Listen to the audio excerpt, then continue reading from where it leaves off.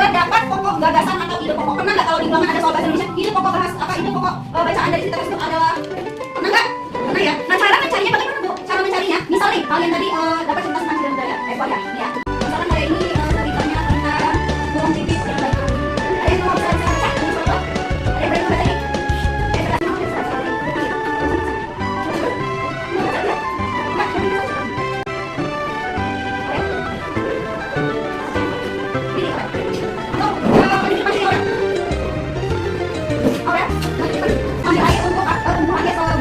Ya, jadi ide pokok gagasannya itu seorang burung pipit yang baik hati yang menolong tumbuhan pohon agar tetap hidup. Nah, itu namanya dinamakan ide pokok gagasan. Ya, jadi kalau ada soal bahasa Indonesia, kalian baca dulu ceritanya ininya, soalnya baru baca ceritanya, biar kalian tahu tadi ditanya ini ide pokok gagasan. Gitu kan.